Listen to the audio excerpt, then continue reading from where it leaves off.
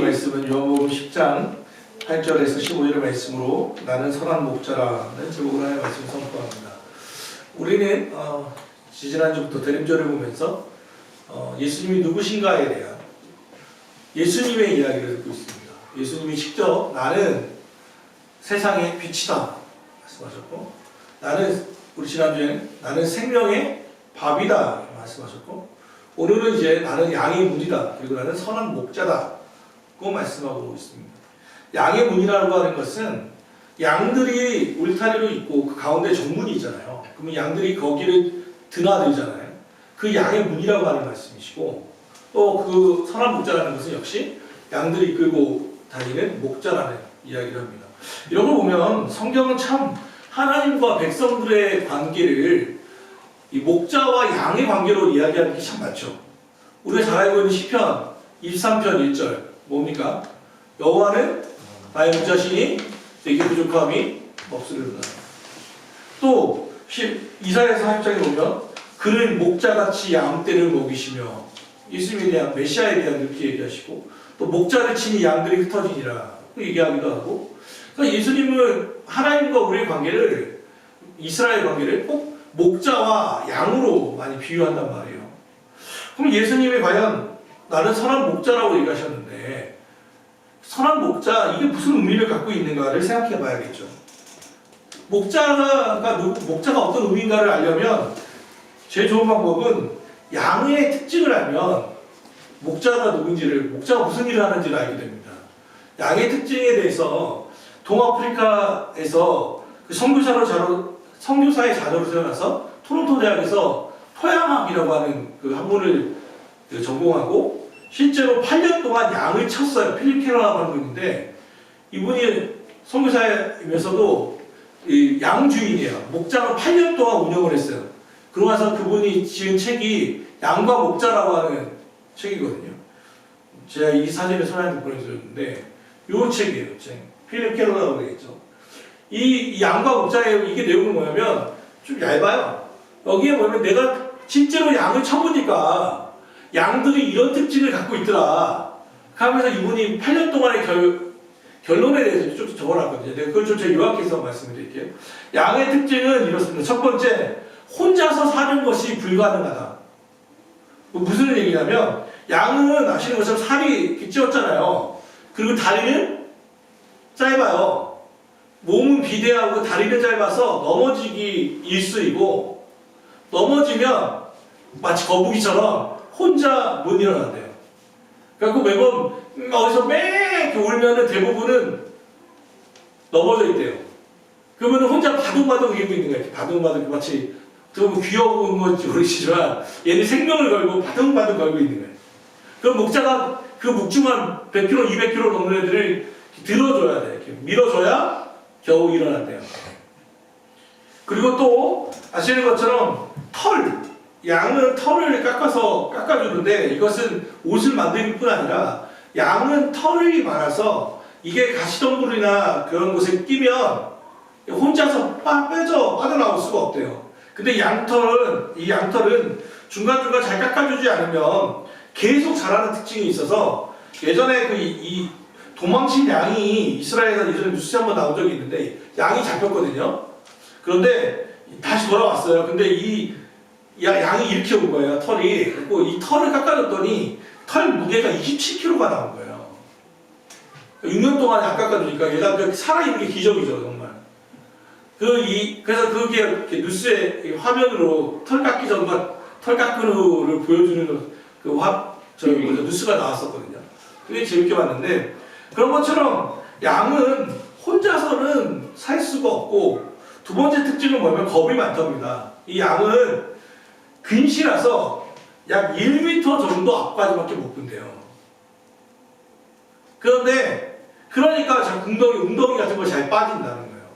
근데 겁은 또 엄청 많아갖고, 그 늑대과, 그러니까 객과 동물이 그 늑대 같이 이렇게 소리가 울리고 하면 이 겁이 많아서 본능적으로 공포를 느껴서 보통은 도망치잖아요. 근데 이 양들은 소리가 울리면 꼼짝 말아요. 이렇게 겁나서 아무것도 못하고 이렇게 있거나, 아니면 앞에 1m밖에 없으니까 도망치는데 서로 지네끼리 부딪힌대요. 방향을 잘 몰라서. 그러니까 움직이지 못하고, 그러니까 이 항상 불안에 떤다는 거죠. 양들은. 그리고 대부분은 이 겁이 많으면서도 재밌는 것은 고집이 세고 제멋대로 합니다. 성질이 보통 우리 양이 순하다고 말하는데 양들은 그렇지 않대요. 고집이 세서 다른 양이나 사람을 들이받고 심지어는 양치기를 들이받아서 중세시대에는 양에게 받쳐 죽은 양치기가 꽤 많다는 기록도 있답니다. 고집은 또 더럽게 세대요. 그러니까 앞은 1m밖에 안 보는데 야 가지마 이러는데 꼭 그걸 간다는 거예요. 세 번째 특징은 뭐냐면 풀을 먹는데, 양은 풀 먹잖아요. 그런데 저도 이 책을 보고 알았는데 다른 동물들은 대부분 그냥 잎을 따먹잖아요. 뭐 기린도 이렇게 잎을 따먹고 뭐 하잖아요. 풀을 뜯어먹는데 소도 보통 풀을 뜯어먹잖아요. 양들은 이 풀을 뜯어먹는 정도가 심해서 이 뿌리치기 먹는답니다. 그러니까 어떤 일이 벌어지겠어요? 양들이 좀만 머무르면 그 지역이 황폐화돼서 오래 머물 수가 없다는 특징이 있대요. 그러니까 양들은 뿌리채 다 뜯어먹어버리니까 나중에 거기 좀 있으면 바로 반드시 다른 곳으로 이동을 해줘야만 먹고 살 수 있는 거예요. 그래서 유목이 되는 거예요. 그러니까 이미 이 정도로 얘기하면 왜 하나님이 이스라엘 백성을 양으로 비유했는지가 나오지 않아요? 분명히 나는 양 얘기를 했는데 우리 얘기 같잖아요. 분명히 양 얘기를 했는데 우리처럼 혼자 사는 것은 불가능하면서 앞은 1m밖에 못 보는데 고집은 또 더럽게 세고 혼자 넘어지면 바둥바둥 거리면서 도움을 구하지 못하고 욕심은 또 어렵게 말하지 풀만 따고 뜯어먹으면 되는데 꼭 뿌리치까지 뽑아먹으려다가 꼭 실패하고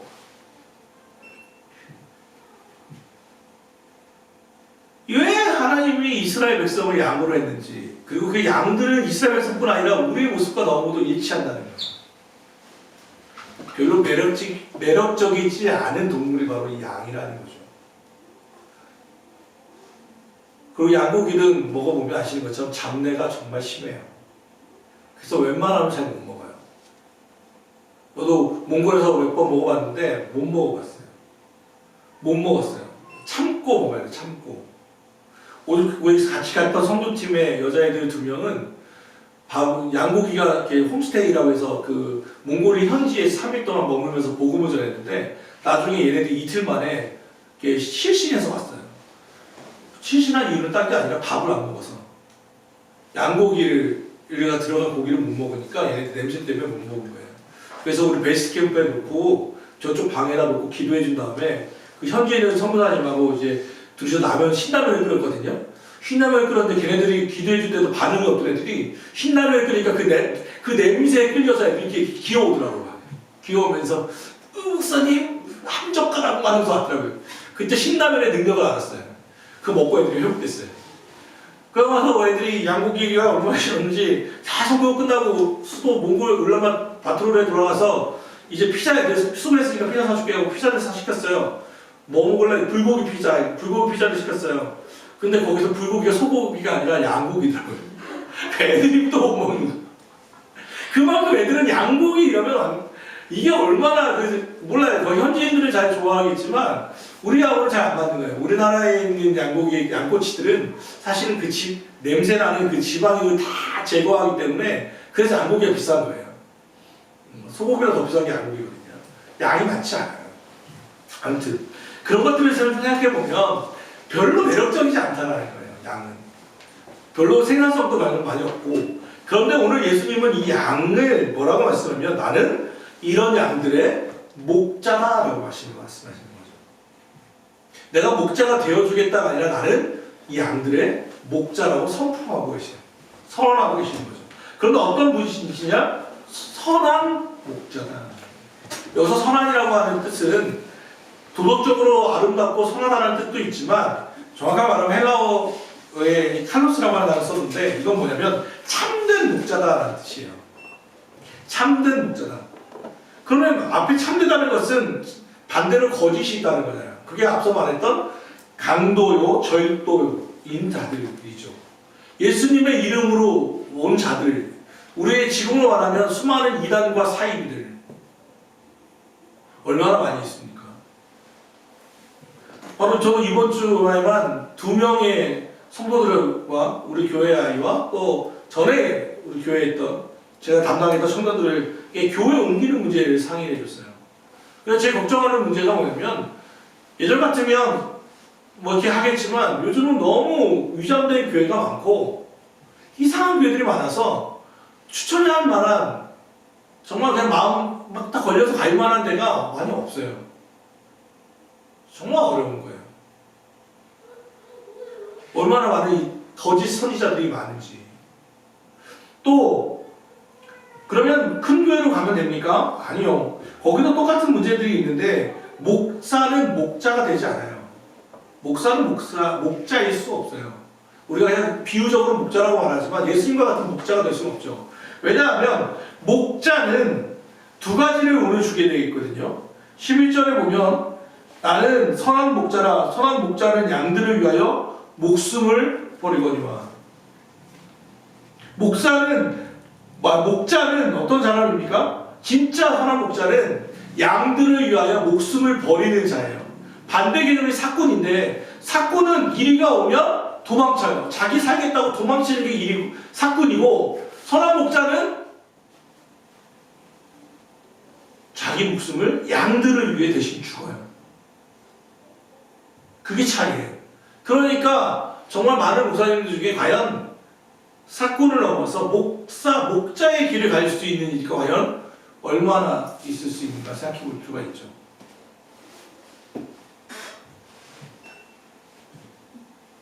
또 하나는 목자는 양들을 위해 목숨을 버려야 하고, 두 번째는 목자는 양들에게 평안함을 줘요. 2절 읽진 않았지만 2절에 보면 양들은 음성을 안다라고 했죠. 우리 15절에 아버지께서 나를 아시고 나는 내가 아버지를 아는 것 같으니 나는 양들을 위하여 목숨을 버리노라. 목숨을 버린다고 말씀하셨고, 또한 나는 선한 목자라 나는 내 양을 알고 양도 나를 아는 것이 라고 했거든요. 그 사정을 다 알아야 돼요. 근데 목사가 여러분 다 알 것 같아요? 모두 사정을? 다 몰라요. 그들에게 평안함을 줄 수도 없어요. 진짜 평안함은 세상에서 알 수 없는 평안함은 어디서부터 옵니까? 위로부터만 와요. 그러면 목사님들은 어떤 분들일까? 저는 내가 스스로 생각할 때 저는 양치기 개예요.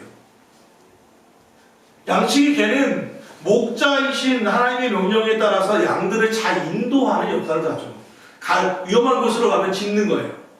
딱 지어서 거기 갔지 말라고. 그리고 양들보다 더 빨리 움직여서 그곳을 막아주고, 또 이리가 오면 제일 먼저 싸우는 게 양치기 개의 역할이에요. 경고하고 그 길을 따라가고, 그게 바로 양치기 개의 역할이죠.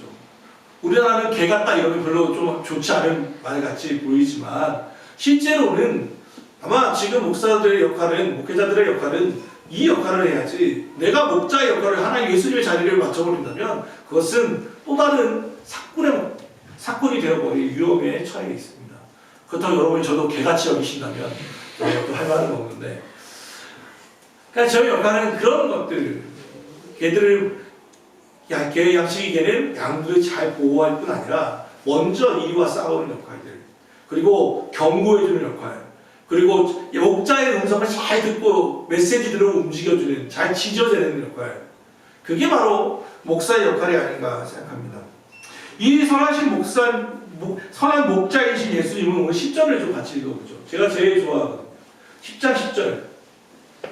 10장 10절 같이 한번 읽어봅시다. 자, 시작. 내가 온 것은 양으로 생명을 얻게 하고 더 풍성하게 얻게 하려는 것이라. 요한복음 10장 10절의 말씀의 끝을 보면 내가 온 것은, 예수님이 온 것은, 예수님의 목적이 더 있죠. 예수님이 이 땅에 오신 이유가 뭐래요? 양으로 생명을 얻게 하고 더 풍성히 얻게 하려는 거래요. 이게 10장 10절이잖아요. 10, 이 섰다라고 하는 그 전통 노래에 의하면 이것을 전문용어로 장땡이라고 하거든요. 장땡이에요. 그래서 제가 이거 정말 좋아해요. 10장 10절 장땡. 말씀 장땡이에요. 또 선율이 생일이로 10월 10일이에요. 저는 이중적으로 저는 십심을 좋아해요. 장땡. 근데 이게 정말 좋은 게 뭐냐면 예수님이 이 땅에 온 이유를 두 가지로 하신 거예요. 처음에 예수님이 이 땅에 온 게 뭐냐면 생명을 얻게 하겠대요. 양으로. 그러면 양들은 뭐였냐면 그 전까지 양들은 지 멋대로 가다가 생명을 다 잃었어요. 그게 뭐예요? 구약에 있던 양들이에요. 이스라엘 백성들. 지 멋대로 지 마음대로 살다가 또 아담처럼 자기의 판단대로 선악과로 빼먹고 자기 마음대로 판단함으로 하나님의 명령을 전면을 거슬림으로 생명을 잃었어요. 어떤 영생을 잃었단 말이에요. 천국을 잃어버렸어요. 죄의 길로 갔단 말이에요. 지옥의 길을 가고 있는 거예요. 근데 모르고 있는 거예요. 앞에 20분밖에 못 보니까. 그 길은 사망의 길인데 그 길로 여전히 가고 있는 거예요. 그런데 예수님이 이 땅에 다시 오신 거예요. 그 양들에게 뭐에서 목숨을 버림으로 당신의 생명을 버림으로 양들에게 생명을 얻게 하기 위해서 오셨다는 거예요. 이건 뭡니까? 구원이에요. 구원의 은총. 구원의 은총. 절대적인 죽음의 권세로부터 우리를 건지시기 위해서 이 땅에 오셨다라고 오늘 예수님은 말씀하고 있는 거예요.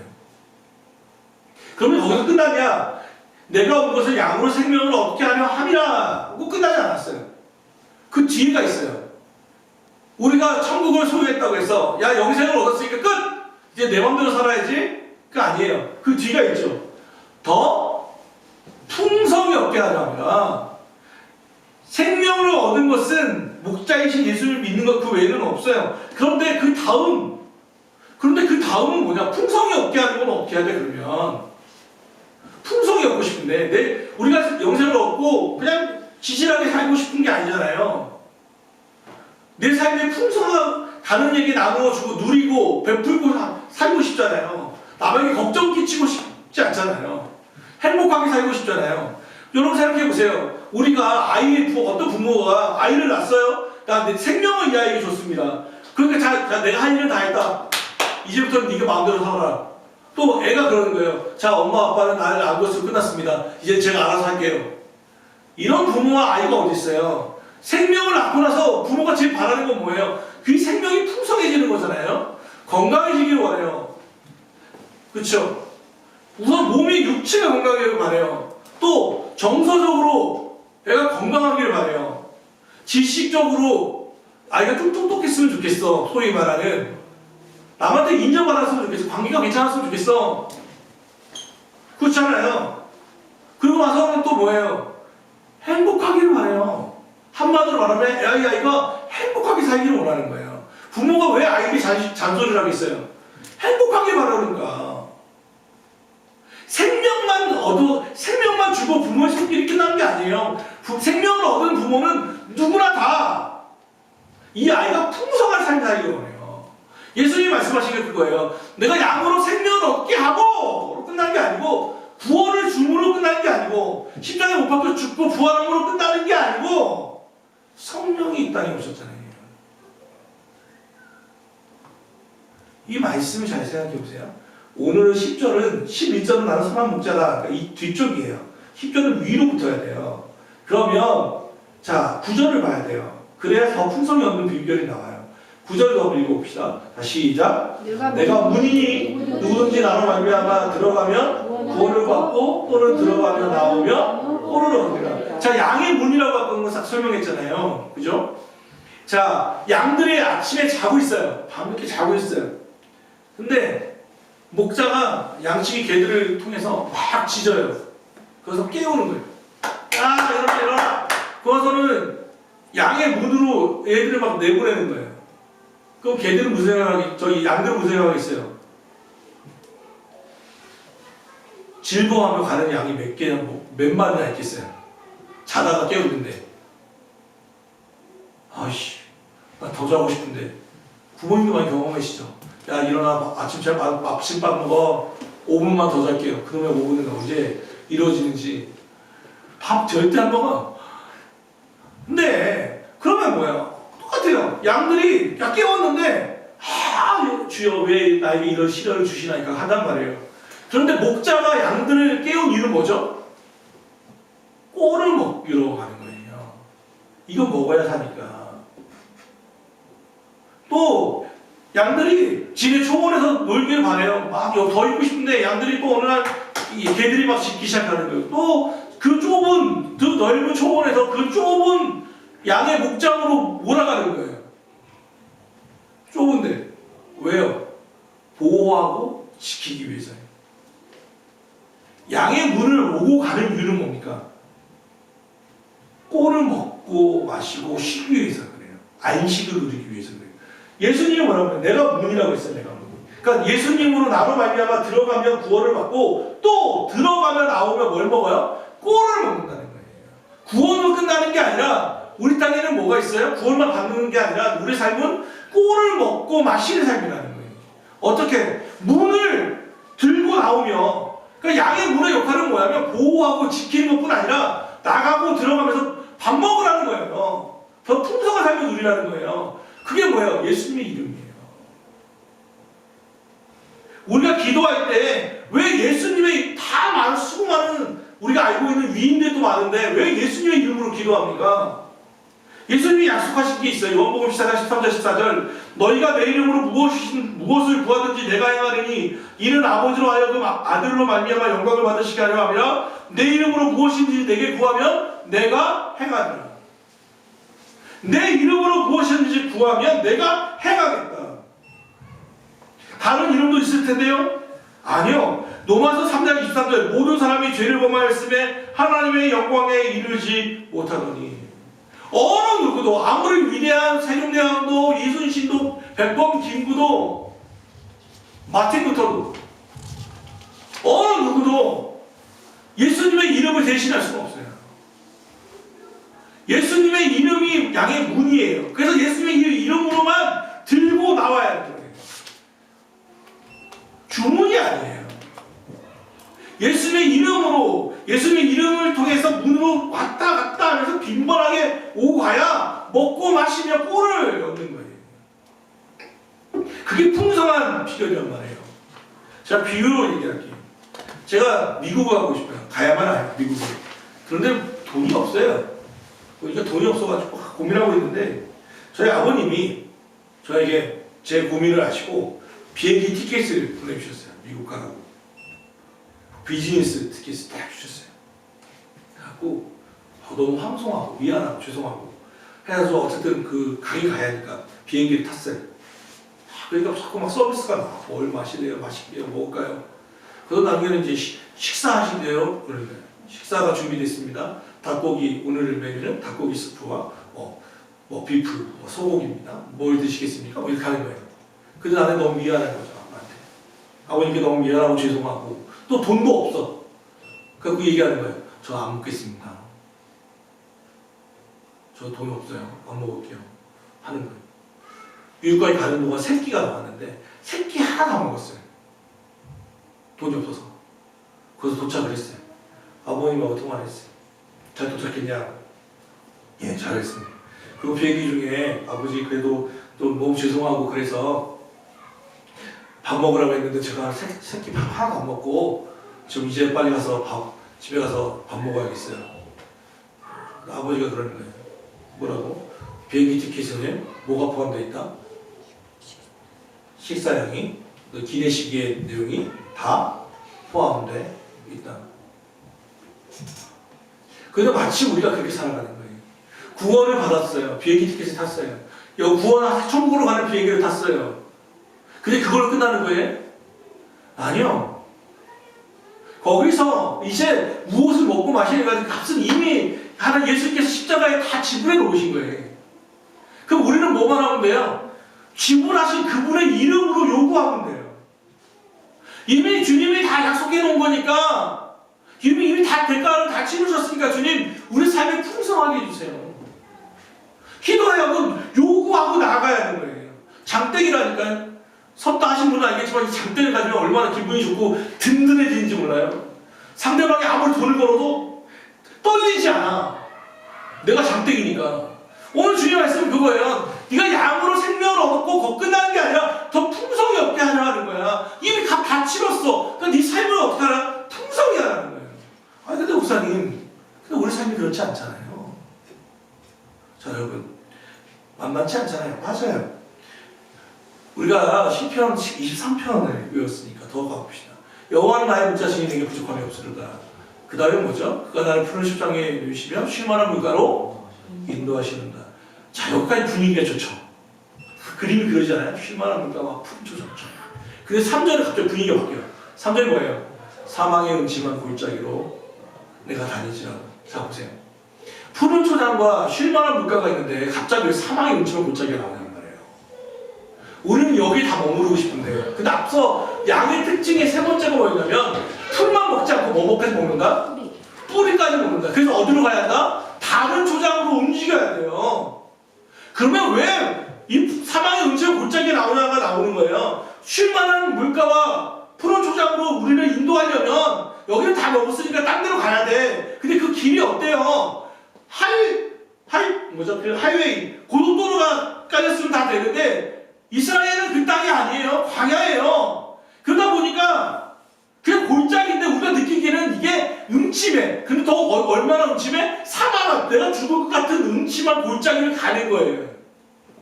그 목적은 뭐예요? 푸른 초장과 쉴만한 물가로 가려면 사망의 음침한 골짜기를 다녀야 한다니까요. 여기는 목적지가 아니에요. 통과지예요. 통과지. 그런데 많은 사람이 뭐라고 말해요? 이걸 싫어하는 거예요. 이걸 너무 괴로워하는 거예요. 여기서 머물러 버릴 것 같은 두려움을 하는 거예요. 죽을 것 같은 거예요. 그러니까 하나님이 자꾸 뭐라고 해요? 그 길 안 가겠다는 거예요.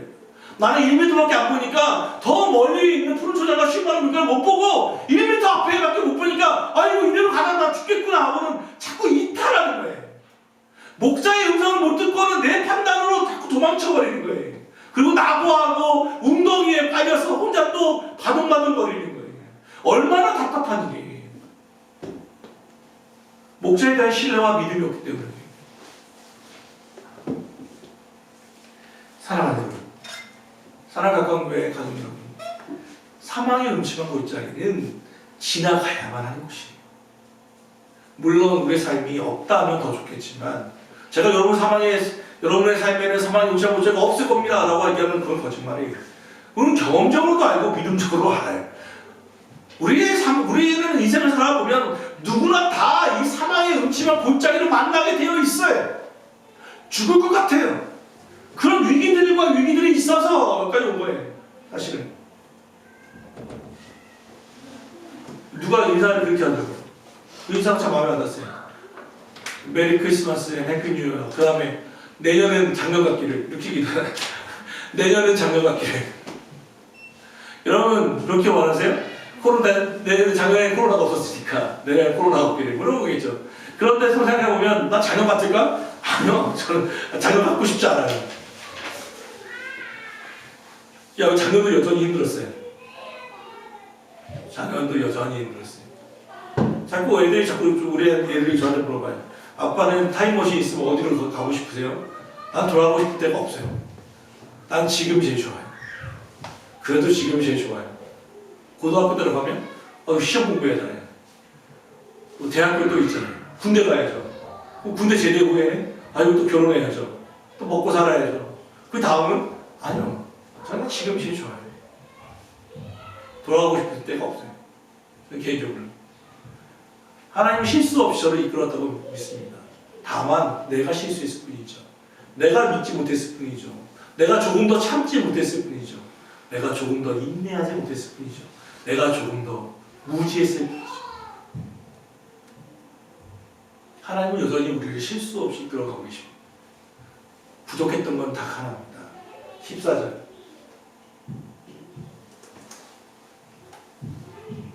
나는 선한 목자라. 나는 내 양을 알고 양도 나를 아는 것이 아버지께서 나를 아시고 내가 아버지를 아는 것 같으니 나는 양을 위하여 목숨을 모르는구나. 양은 목자는 양을 아는데 양이 목자를 자꾸 모르니까 신뢰하지 못하니까 자꾸 양의 음성을 잘 못 목자의 음성을 잘 못 알아듣고 내 멋대로 가서 꼴을 얻지 못하는 그런 실수들이 자꾸 반복되어지는 거죠. 사랑하는 여러분, 주님의 목자의 음성을 들으면 평안함이 찾아옵니다. 그 세상에서 줄 수 없는 평안함이죠.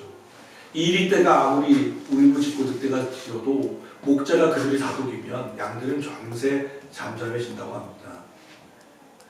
중요한 것은 상황이 아니라 그곳에 목자가 함께하고 있느냐입니다.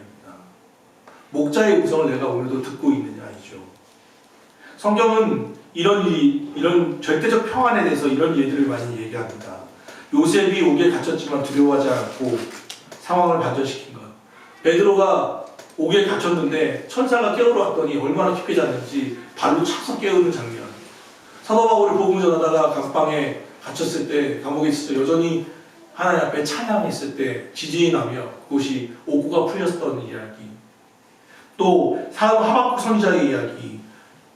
비록 무화과 나무가 무성하지 못하며 포도나무에 열매가 없으며 감람나무에 소출이 없으며 밭에 먹을 것이 없으며 우리의 양이 없으며 외양간에 소가 없을지라도 이게 바로 사망의 음침한 골짜기 같은 상황이죠. 그때 그는 이렇게 얘기합니다. 나는 여호와로 말미암아 즐거워하며 나의 구원의 하나님으로 말미암아 기뻐하리로다. 오늘 이것을 오늘 요한복음으로 바꾼다면 나는 목자로 인하여 즐거워하며 목자의 음성으로 인하여 기뻐하겠다고 말하는 것입니다. 사랑하는 여러분, 하나님의 음성에 귀를 기울이십시오. 주님은 여전히 여러분의 상황을 다 압니다. 목자가 양을 아는 것처럼. 문제는 뭐죠? 양이 목자를 모른다는 것입니다. 신뢰하지 않는다는 것이죠. 어떻게 하면 신뢰하고 알 수 있습니까? 양의 문으로 계속해서 드나드는 것밖에 없어요. 양의 이름으로 계속해서 기도하고 또 되고 같지 않아도 그것을 믿음으로 계속해서 하보면 자꾸 기도하다 보면 어떤 일이 벌어져요? 응답의 경험들을 하게 돼요. 아, 하나님 진짜 내 소리를 들으시는구나. 나의 상황을 아시는구나. 살아가다 보면 또 의식하다 보면 그분과 동행하다 보면 주님이 이 신앙이 공허한 외침이 아니라 진짜이구나, 실제이구나라는 것을 깨닫게 됩니다. 바라는 것은 하나입니다. 여러분의 삶에 생명을 얻고 풍성하여지기를 주 예수 그리스도로 축원합니다. 목자이신 그분의 음성을 잘 듣는 모범적인 양이 되시기를 다시 한번 주 예수 그리스도로 축원합니다. 기도하겠습니다. 사랑하는 하나님, 오늘 주의 말씀을 기억합니다. 오늘 주님이 누구신지 말씀